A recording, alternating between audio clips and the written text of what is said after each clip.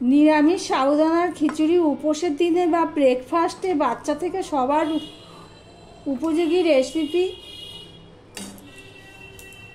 নমস্কার বন্ধুরা, আপনারা দেখছেন কুকিং হাউজা অনিমা। আজকে একটা সাবুর রেসিপি তোমাদের সাথে শেয়ার করব।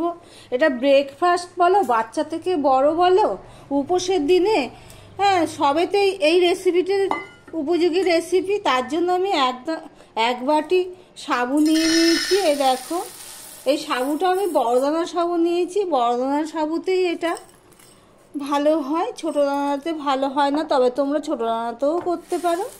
এই দেখো, এবার এই সাবুগুলোকে আমি ধুয়ে নেব, দুবার করে ধুয়ে দেব। একবার জল দিয়ে আমি ধুয়ে নিয়েছি, দিয়ে আরেকবার। সাবুগুলো কিন্তু বেশি কষলানো যাবে না। আমি দুবার ধুয়ে পুরো জল ঝরিয়ে নিয়েছি। এবার সাবুগুলো আমি যতটা সাবু দিয়েছি ততটা পরিমাণ আমি জল দিয়ে দেব। আমি যেহেতু উঁচু উঁচু নিয়েছি সেই জন্য আমি এক বাটি আর একটু জল দিয়ে দিলাম। এবার আমি 2 ঘন্টার জন্য এগুলো ভিজিয়ে রাখবো। দেখো, একটা কড়াই বসিয়ে দিয়েছি। এবারে দেখো, আমি যতখানি সাবুদানা নিয়েছি তার অর্ধেকটা নিয়েছি আমি মুগের ডাল। যেহেতু এটা উঁচু উঁচু সাবুদানা নিয়েছি তাই অর্ধেকের একটু বেশি আমি মুগের ডাল নিয়েছি। এবার এটা আমি ভেজে নেব। উপোসের দিনে বলো, সকালের ব্রেকফাস্ট বলো, বাচ্চা থেকে সবাই এই রেসিপিটি খেতে পারবে। সম্পূর্ণ নিরামিষ রেসিপি।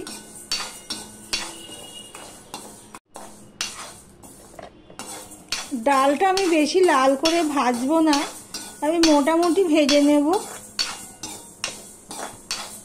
ডালটা ভাজা হয়ে গেছে, এবার আমি গ্যাসটা অফ করে দিলাম। এদিকে দেখো, একটা বাটি করে জল বসিয়ে দিয়েছি। আর এখানে আমি ডালগুলো ভালো করে ধুয়ে নিয়েছি পরিষ্কার করে। জলটা একটু গরম হয়ে গেছে। ডাল সবসময় একটু গরম জলে দিলে তাড়াতাড়ি ফোটে আর স্বাদটাও ভালো হয়। একটু গরম হয়ে গেছে জলটা। এবার আমি ডালটা দিয়ে দিলাম।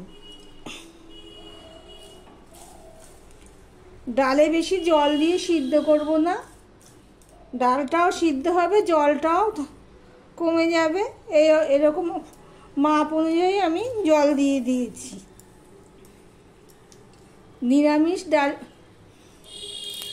নিরামিষ সাবুদানার খিচুড়ি বানানোর জন্য আমি এখানে দেখো কিছু সবজি কেটে নিয়েছি।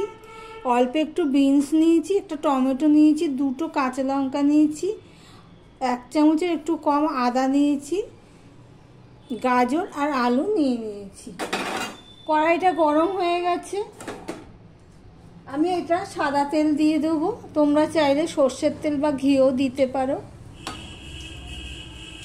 এখানে ডালটা আমি এমনভাবে সিদ্ধ করেছি, দেখো গোটা গোটাই রয়েছে, কিন্তু চাপ দিলে ভেঙে যাবে। এই অবস্থায় আমি এটা নামিয়ে নিয়েছি। তেলটা হয়ে গেছে। এবারে দেখো, আমি সামান্য জিরে নিয়েছি আর সামান্য 5 ফোড়ন নিয়েছি, একটা ছোট তেজপাতা নিয়েছি। এই সাবুদানার খিচুড়িতে খুব একটা ফোড়ন বা মশলা লাগে না।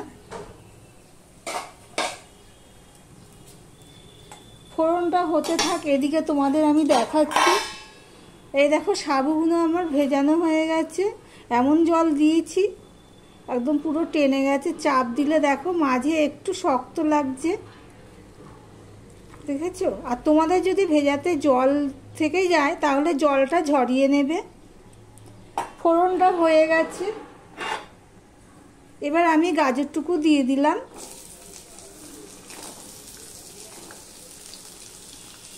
আলুটুকু, বিনস, এগুলো আমি সব দিয়ে দিলাম। অল্প একটু নুন দিয়ে দিলাম। হলুদটা আমি পরে দেবো, দিয়ে এগুলো আমি ভেজে নেব। আমি ঢাকা দিয়ে দিয়ে গাজর, আলু, বিনস এগুলো আমি ভেজে নিয়েছি। দেখি কতটা সিদ্ধ হয়েছে। সিদ্ধ হয়ে গেছে, দেখো হাতা দিয়ে কাটলে কেটে যাচ্ছে। এবার আমি যে গ্রেট করা আদাটা আছে সেটা আমি দিয়ে দিলাম 1 চামচের মতো। আটা দিয়ে সম্পূর্ণটা আমি মিশিয়ে নেব। মেশানো হয়ে গেছে। এবার আমি এখানে 2টো লঙ্কা দিয়েছি আর টমেটো, সেটা আমি দিয়ে দিলাম।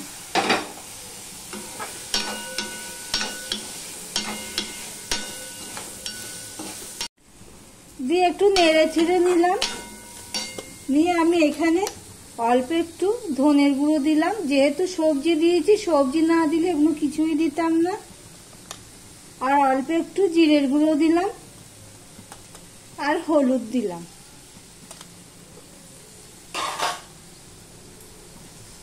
একটু জল দিয়ে দিলাম। মশলাটা আমি কষিয়ে নেব। দেখো, ঢাকা দিয়ে দিয়ে আমি সবজিটা কষিয়ে নিয়েছি। এবারে এর মধ্যে আমি যে জল ঝরিয়ে ভিজিয়ে রাখা সাবুটা আছে সেটা আমি দিয়ে দিলাম। দেখো, আমি কিছুটা দিয়ে মিশিয়ে নিচ্ছি।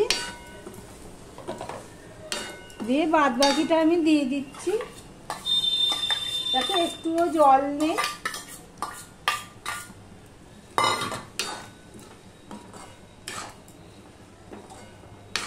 সম্পূর্ণটা আমি মিশিয়ে নিলাম। তখন আমি গ্যাসের ফ্লেমটা একদম লোতে রেখেছি, কেননা বেশি জোরে করে দিলে সাবুগুলো কড়াইতে লেগে যেতে পারে।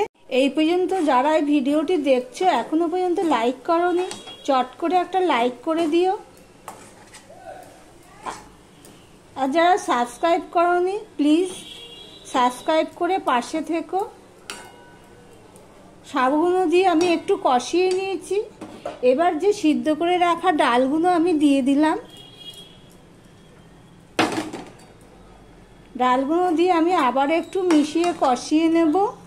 মিশিয়ে কষিয়ে নেওয়া হয়েছে এই কয়েক সেকেন্ড, আর কি 30 সেকেন্ডের মতো হবে।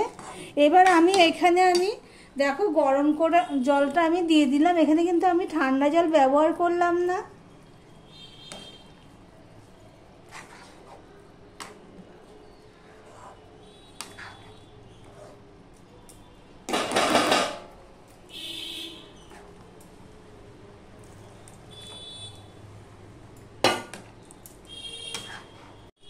সমানে নাড়তে হবে, না হলে কি হবে, সাবুটা তলায় লেগে যেতে পারে, কড়াইয়ের গায়েতে বা তলায় লেগে যেতে পারে।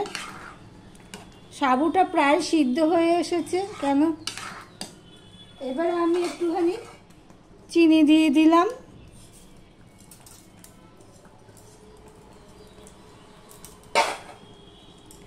চিনি দিয়ে মিশিয়ে নিলাম ভালো করে। এখানে দেখো সেরকম মশলা বা লঙ্কা কিছুই পড়েনি। আর দিয়ে দিলাম 1 চামচ ঘি। সাবুদানার খিচুড়িতে ঘিয়ের ফ্লেভারটা খুব ভালো লাগে।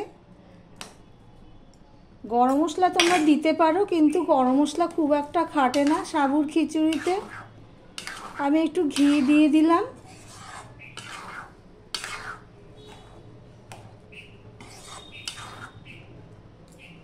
ঘি দিয়ে আমি ঢাকা দিয়ে রেখে দিলাম। ঠান্ডা হলে আরেকটু জমে যাবে। ভিডিওটি এখানেই শেষ করলাম।